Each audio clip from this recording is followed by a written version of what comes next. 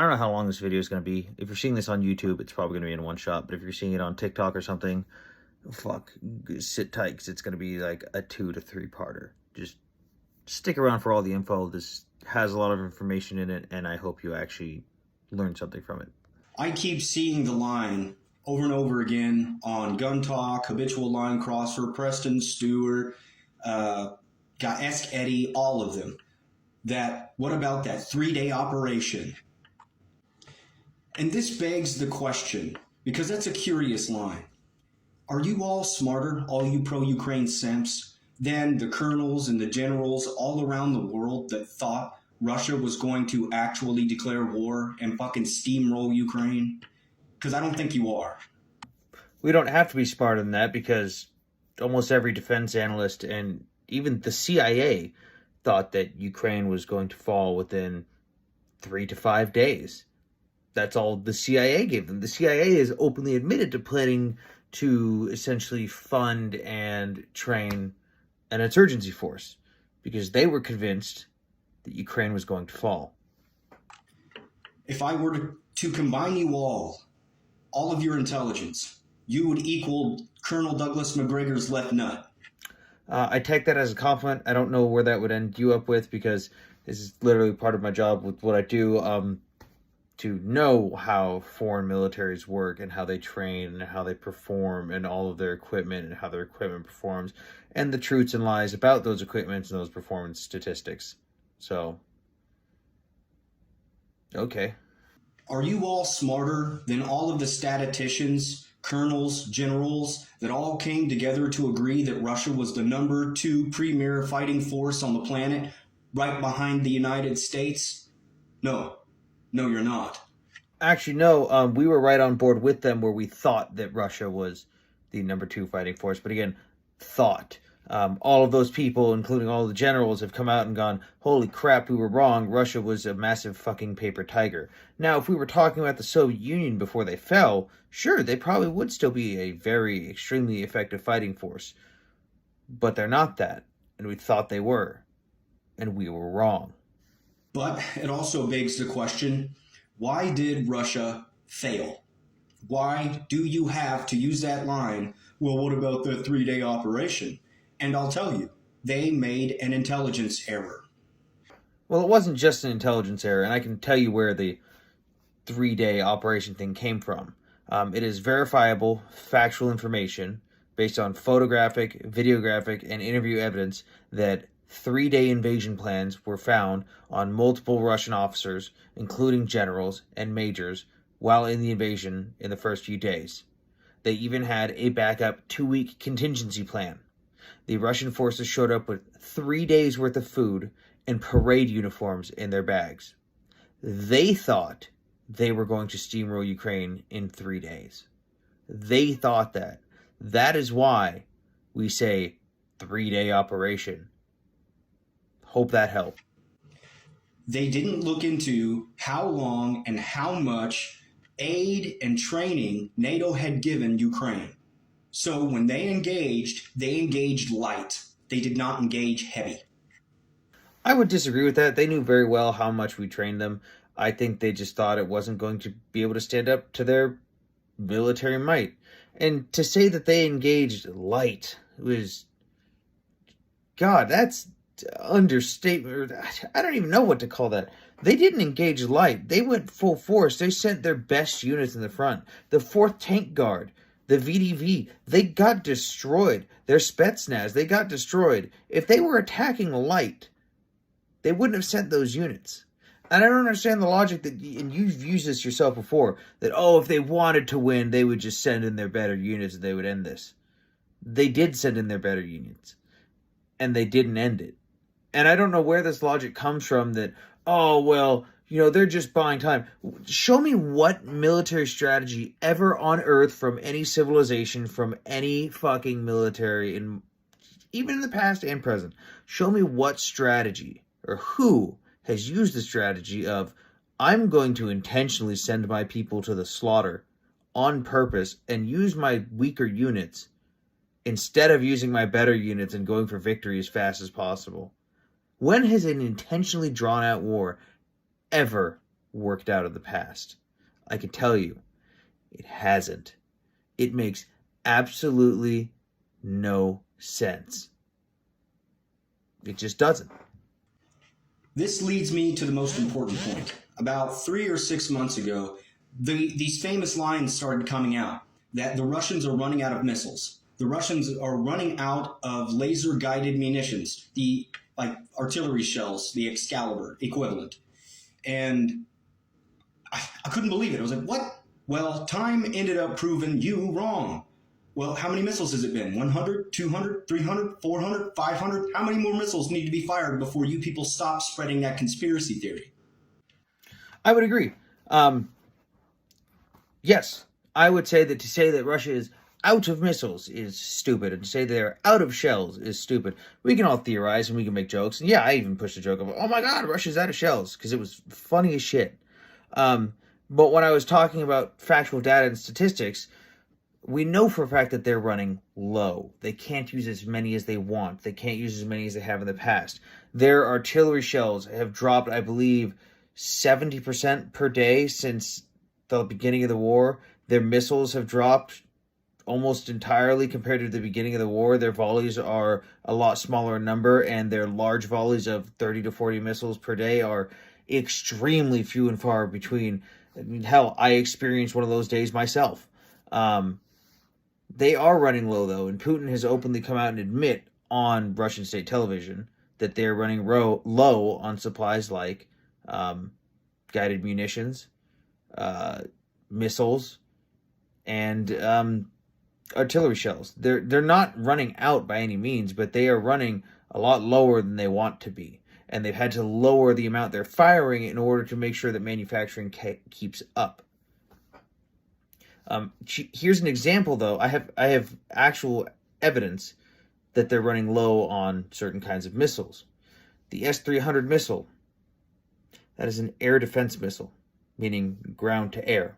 So that S-300 missile system, the ground to air system, uses an HE fragmentation proximity fuse, meaning it's not totally accurate. Like, it's not going to intercept a missile directly. It's not going to intercept a plane directly. It's not going to hit the target. It just needs to get close enough.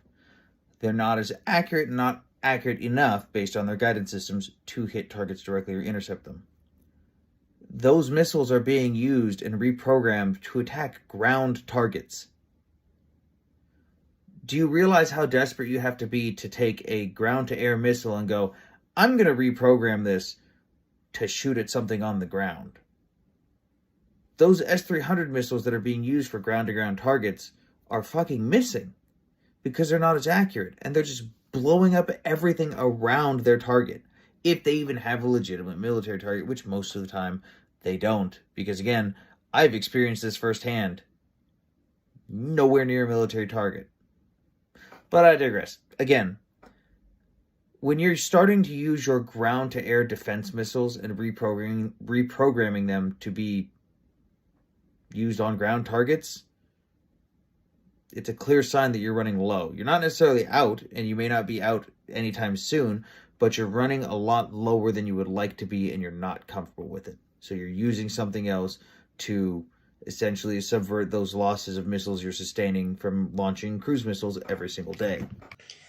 Well, I thought to myself, okay, well, let's go look at the footage. Let's look at what's going on the front line. Are the Russians really lacking laser-guided munitions? Well, as I was watching the footage over time, I noticed they're still firing laser-guided munitions, but they're missing by 5, 10, 15 meters. Well, the Russians are firing, and artillery superiority-wise, 60,000 shells a day compared to about 6,000 to 8,000 on the Ukrainian side. Well, that means that every artillery piece is at least firing 100 shells a day, if not way more. Well, this wears out the artillery piece. Well, what's harder than mass-producing laser-guided munitions? All of the other parts for the artillery piece, all the other parts for the artillery pieces. That's what's happening to the Russian artillery, but nobody reported that. Actually, you're half right, but I'll still give you credit for this one. It's not the fact that they're unable to produce the barrels, because this is a known problem with the Russian logistical supply chain. They have the barrels. The problem is getting them to the troops and getting them changed out effectively, because they're being used so often. There is almost zero downtime on these guns. People have reported on this. A lot, actually. Just no one seems to give a shit about it. People just say, oh, the Russians are less accurate with their artillery because they fire artillery by volume. Well, yes, that's partially true. They do just decimate an entire grid square and go, good job, Ivan, all in a day's work. But at the same time, in addition to that, in addition to not being trained to be as accurate with those artillery pieces, their barrels are wearing down, and that makes them even far less accurate. But no one cares when you report on shit like that because no one wants to get into the technical details on it. I know about the technical details on it. I'm sure Habitual Line Crosser does. I'm sure Ryan McBeth does. But no one seems to care when we get into the technical stuff. In fact, when I get into the more technical stuff on most of my videos, those perform the worst, even though they have the most factual information and data. Go figure that people have a fucking short attention span. Now, why does this matter? Because the Russians came in soft. They prepared for a quick, fast end to this war. Yes, they did come in prepared for a quick, fast end of this war, but they did not come soft by any means. It didn't turn out that way. They engaged stiff resistance. They were using a doctrine of superior firepower with the combined arms combat that they can conduct, sea, air, and land. And unfortunately, they were not prepared. Well, I wouldn't say that because their sea, air, and land combined arms training isn't actually very combined arms. Their air assets don't very often communicate with the ground assets effectively. Their sea assets don't communicate with the ground assets almost at all. It is very hard to get communication up and down the Russian chain of command, especially with their lack of communications equipment.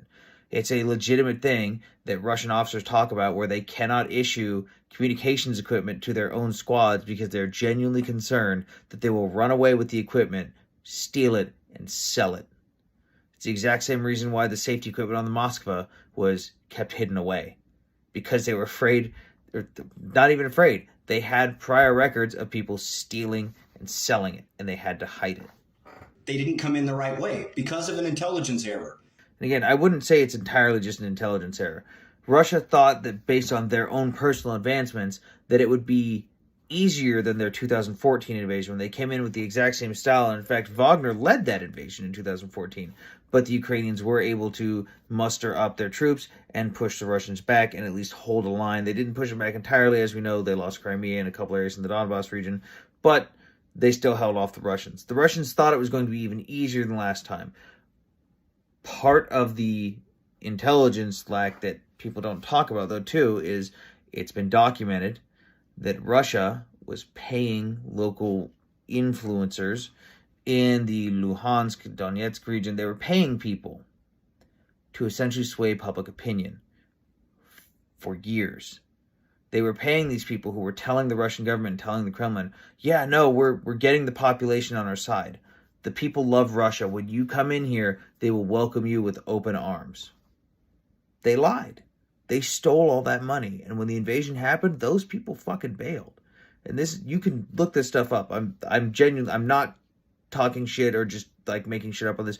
You can fact check me on that and you can look it up. These people ran with the money and said, fuck Russia, fuck Ukraine, I'm out. But it happened. And Russia genuinely thought they were going to come into those regions with no resistance, and it was going to be even easier than in 2014. They went in and got absolutely surprised because the people did not welcome them with open arms. The people fucking hated them. The people didn't join them in an uprising. The people fought against them. People towed their fucking tanks away, for Christ's sake. That is a precise, exact, factual deduction. It's factual. It's real. It's not what you guys report, which is all fake, false bullshit. Now, at the end of the day, why is this important? Because the Ukrainians are worse off. The Ukrainians have to, well, primarily they get all of their equipment from the United States pretty much. If it wasn't for the United States, Russia would have already steamrolled Ukraine in their special military operation. I wouldn't say that they would have steamrolled Ukraine because just like in 2014, they didn't. They underestimated their enemy, and not because of the U.S., because the U.S. wasn't really helping Ukraine back in 2014. We didn't start helping and officially training them until after 2014. But Russia did the same thing back then. Again, they underestimated their enemy. They pushed in. They thought they were going to take over the entire country, and they didn't. And they made the same mistake again. They bashed their face against the wall, and the wall did not move. And they were trying to figure out why. But we know why. And it wasn't just because of the U.S. The U.S. doesn't build the morale. The U.S. doesn't build the fighting spirit. The U.S. can't instill the war-fighting discipline and the heart. And you can't just instill that in people. If it worked that way, the Afghan National Army would not have fallen to the Taliban within a day of the U.S. leaving. The Afghan National Army would have fought back. But they didn't. Because you can't force people to have that heart and that will to fight. You can't force that. The Ukrainians did that all on their own. But when they need to repair that artillery piece, they have to put it on a fucking train, ship it all the way to Poland, get it off the train to a factory that's paid for by the United States, most likely. They have to wait for an arms shipment to come all the way across the fucking sea and then bounce across different countries until it makes it to the repair site. Then they have to put it back on a train and ship it all the way back to the front line. That's a lot of time. That is a lot of time. If it worked that way. For some of the more advanced equipment, yes, it does work like that. For stuff like Bradleys and Strykers and Challengers and Abrams and Leopards, it does work like that. Because all that stuff is actually being done in Poland. All of it. In fact, up until recently, Germany was actually one of the ones paying for one of those factories to repair stuff. It's not all just the U.S. It's pretty much everyone who's being an ally with Ukraine right now who's absolutely sick of Russia's shit. But yeah, stuff like the Humvees, the MRAPs, the JLTVs, and the artillery pieces, those are being repaired locally. They're just vehicles and basic artillery equipment. The artillery is the same as other artillery. It's just making sure that you have the tolerances and making sure you're not skimping out on stuff and just saying, fuck it, we'll use the cheaper material. They've got all the supplies. They've been given the supplies. They're repairing that stuff. And when they don't have the supplies, they jank it the fuck out and they make it work. Like, if you want to see, you can see some pretty jank-ass Humvees driving around the front lines because the Ukrainians have gone, well, fuck, there goes my wheel. There goes my axle. Oh, look, a pole from a fence. That's a good axle. Let's weld it. They do what they do. Like, it's vehicles and artillery pieces. They're not that complicated at all. That's the reason why they still are only firing 6,000 or 8,000 shells a day. And they're going to need to mitigate that. Why is this transpiring? So the reason they're actually firing less shells per day is because they're taking their time and they're being more accurate. Ukraine is using, classic shoot and scoot tactics and a lot of counter battery. Ukraine isn't necessarily one to fire the shots first unless they're doing an assault. And even then, sometimes they don't fire the first shots. They wait for the Russian artillery to fire on the assaulting Ukrainian forces. They pinpoint that and they do accurate counter battery fire.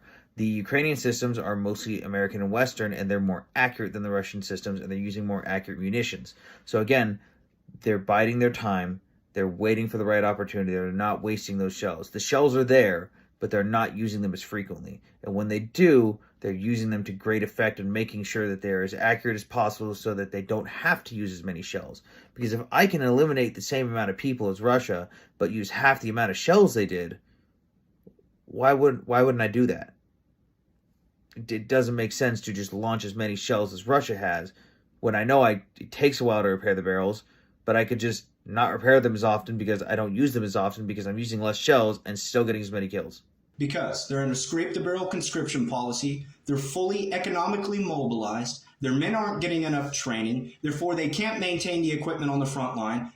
They are getting plenty of training. I can speak from personal experience on that, and they are being trained how to maintain the equipment. I don't know where you've read that these guys aren't being trained on how to maintain basic equipment, but all the stuff that's in Ukraine for the most part, again, except for like maybe Strykers, Bradleys, JLTVs, Leopards, Abrams, Challengers, those are being repaired outside the country. But again, Ukrainians are also being trained to repair those. But for the rest of the equipment, it's just Ukrainians. Fuck, I've seen Humvees at local car shops in Ukraine because it's just another fucking car. It's just a car with some fucking armor that gets you somewhere, and it gets you there for kind of shitty, but it gets you there. So what you're saying just is blatantly false. They have to maintain it somehow, so they ship it. That's a problem they will never be able to mitigate. They will never be able to fix it, ever. That's a fact. Now, can the Russians mitigate their artillery piece problem? Yes. They can just change mobilization status, bring in another company to build the other artillery uh, pieces for the artillery pieces on the front line, and it'll be fine. It's just a factory output problem, which you can mitigate. Russia's actually having a problem right now with their manufacturing capabilities because they don't have enough people to man the factories. They haven't. They can do it, but they haven't forced mobilization in factories yet, like they used to in the old Soviet times. Where, hey, babushka, you work in the fucking artillery shell factory now. They haven't done that. They can, and they probably, again, they could anytime, but they haven't. The fact of the matter is, it's not so much manufacturing the barrels or any of the equipment to repair the artillery pieces. It's the logistics of getting them there in a timely manner and making sure that you can actually swap them out in a timely manner while keeping the gun down for as short time as possible. And that's just not how their tactics work. It's very counterintuitive to the actual artillerymen. We're going to send them F 16s, 10, 20, 30. Going to take another 6 months to learn how to train on them, at least, if they haven't already started training. Actually, we're sending Denmark and the Netherlands have agreed they're sending about 40 of them. I can't remember the exact number, somewhere in that ballpark. But they have started training them. There's 70 Ukrainian pilots currently in training for those aircraft. And I agree, it's going to take a long time. It takes approximately 9 months, even just in the U.S. Air Force, for a pilot to become competent on the F-16. And I don't just mean combat ready, I mean competent. Like you can fly it without crashing it. That doesn't prepare you for combat. And it's going to take probably a full year. And let's say cram that training in, it's probably going to take about a full year before those pilots are actually ready to see any combat. Well, the Russians have pilots, and they have planes. They have 1,000 of them. So the Russians are better off. I wouldn't say that. It's just like the U.S. military. You can look at the budget and the training plan for a lot of stuff in the Russian military. They don't have the flight hours. They don't have the fuel. They don't have the parts to repair their planes. They have a buttload of planes. This is true. But the problem is, God, if you thought repairing stuff in the U.S. military was difficult, whew, I got a story for you. You should probably look up documentaries and maintenance reports for stuff like Russian fighter jets. Their pilots alone get less flight hours per year than NATO pilots get per month. They literally don't train for SEAD operations. That's not even in the Russian military doctrine. They don't train for that stuff. They don't train enough. And on top of that, they have an extreme fuel shortage for their planes. This is all very well documented stuff, and if you want to fact check me on it, feel free. So they don't have the training because they don't have the flight hours. They don't have the parts to repair the planes. They're having to scrap more planes than we do when we're trying to repair planes. And they don't have the fuel. All of those cripples an Air Force. If the Russians had the capability that we had with our Air Force with regards to our flight hours, our supplies, and our fuel, I have no doubt that they would have absolutely stomped Ukraine to the ground within that first 3-day invasion plan because they would have had far greater air superiority. They wouldn't be afraid to send all their planes in because they don't know if they're going to fall apart. That's why we're seeing a much higher failure rates on the airframes in the Russian military or in the Russian Air Force. A lot of the Russian planes can't take that many flight hours without maintenance, but they're being pushed to the brink right now and they can't handle it. And the airframes are literally falling apart in the sky. The Ukrainians have no navy. They can perform no naval doctrine whatsoever. So therefore, a piece of the land, air, and sea combined arms they cannot perform. They also can't perform air combat really because they only have like 10 fucking jet aircraft and maybe 10 helicopters at the moment. So that's cut off too. Actually, the Ukrainian Air Force is doing quite well, and if you go online, you can actually see where they brag about all their combat operations, and they post their flight operations daily. They've got plenty of Su-25s left. I think they've got like 30-something MiG-29s left. They post a lot of footage of them flying and doing combat operations on a daily basis. And in fact, if you look at statistical data from both sides and neutral third-party sources gathering intel, the air-to-air combat ratio is between 4-1 and 5-1 in favor of Ukraine with regards to air-to-air combat against Russian planes. But, That can't be true because Russia has basically claimed to have destroyed the Ukrainian Air Force 3 times over, with 3 times more planes than they have ever even had. Well, the Russians have a navy. I mean, you can make fun of the Moskova sinking. You can be like, oh, well, it's a bunch of corrupt motherfuckers that were on the ship, and so then nobody got the key to the right person, and so that's the reason why it sunk. But at the end of the day, the Russians still have a navy. Oh, you're absolutely right. I'm definitely going to make fun of that. Could you imagine being on a U.S. aircraft carrier and the entire aircraft carrier goes down because we couldn't get to the safety equipment because they were concerned that everyone was stealing it? Do you realize how absurd that is? Or how insane would it be if you couldn't turn on your defensive radar because you can't use the phone at the same time to talk to the guys in the engine room? That is the laughing stock of all navies of the world. I would put more faith in the Mongolian Navy if they got their one ship back. That's how much faith I have in the Russian Navy. Ukrainians don't have one. They're worse off. The Russians have a larger population, and even though their population is declining as it pertains to babies being born, they still are growing plus. If you look at the statistics for Ukraine, they're growing negative. And if you're in a scrape the barrel conscription policy, you're fully economically mobilized, you're recruiting every single able bodied boy and woman from the age of 14 to 60, your attritional rate on the front line is going to increase 40 or 60%. See, I don't like this argument because I don't know where it came from that Ukraine is recruiting every able-bodied person they can. I've made videos on the rumors from both sides, both the Russians and the Ukrainians. Neither side is recruiting minors to fight. And for either side to make that propaganda claim is absolutely insane. The Ukrainians aren't recruiting 14 to 17-year-olds, and neither are the Russians. As much as I would love to make fun of the Russians for doing that, they're not doing it. It's just plain not true. And on top of that, you clearly don't know how conscription works in Ukraine. They still turn down people volunteering for the military. I know people in Ukraine who have volunteered for the military. But depending on what jobs are available and what your skill sets are, they'll just turn you down. Yeah, they need people, but they're not that desperate. Yes, they do go conscript people, but it's not like they walk into a bar and they just grab a bunch of random people and go, you're in the fucking military now. You're going to the front lines in 2 days. They don't do that. They'll walk into a bar with a piece of paper with specific names on it because they're looking for specific people.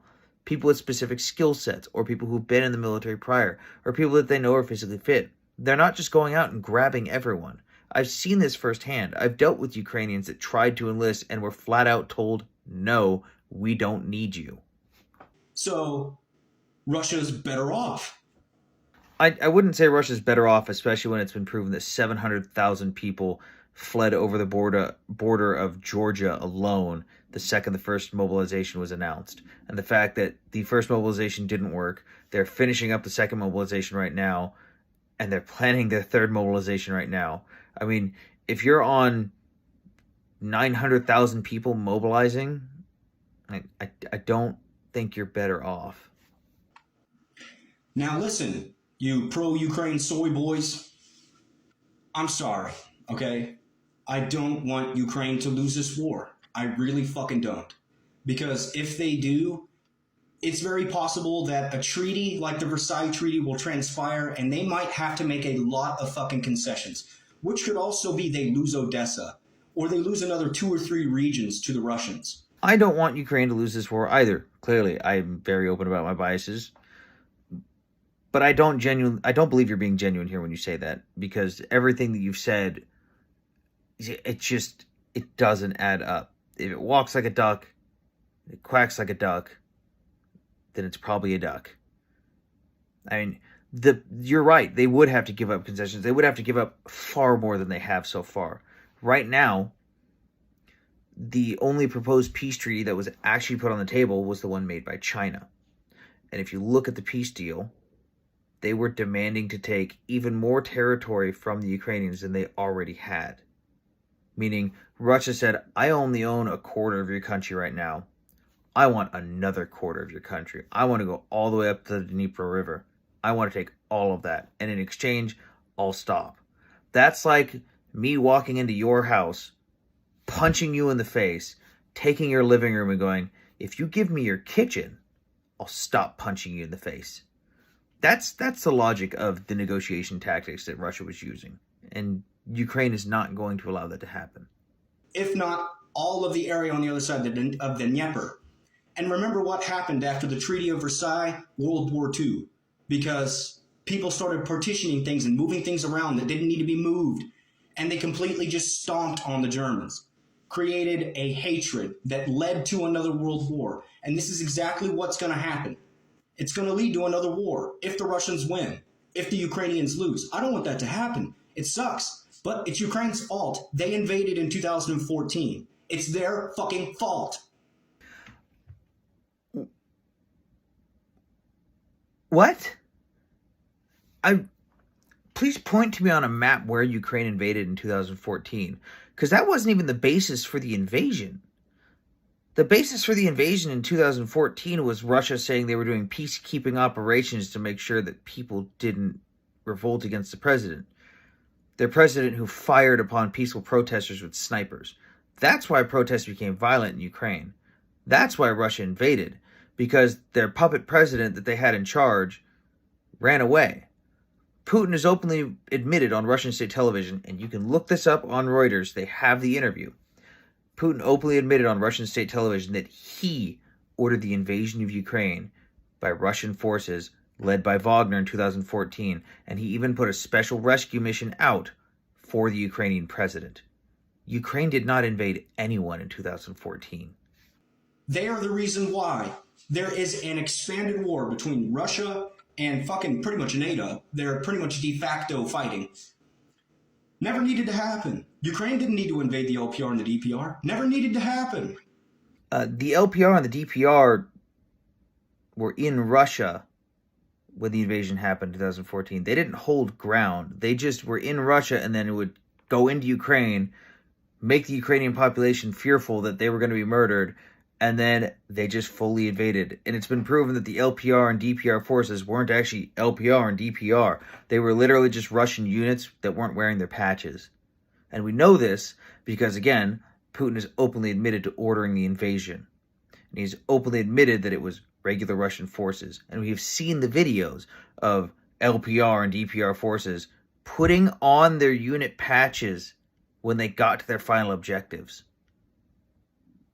That's like a bunch of militiamen in the U.S. taking over a city, and then the second they get to the city, they put on the big red one, and they go, "Oh no, we're just militiamen. We're not part of the army. We're not part of the big red one.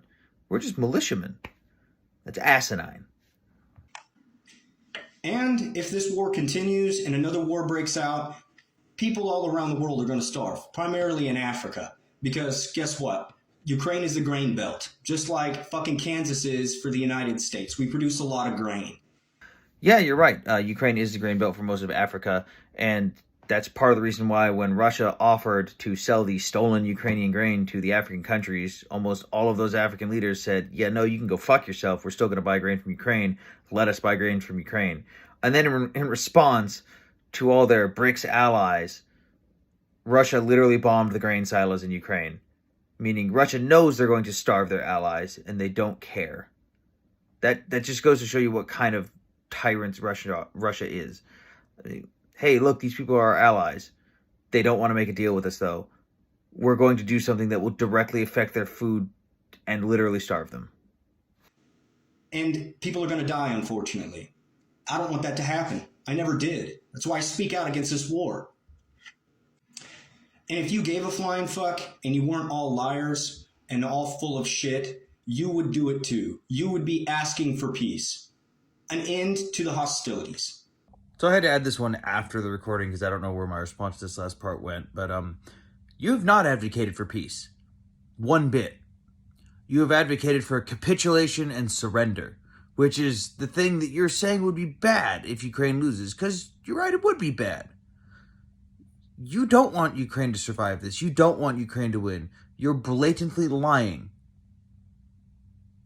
You are talking out of your ass. You openly support Russia. You openly tout Russia is the greatest military ever. You openly lie regularly on a regular basis.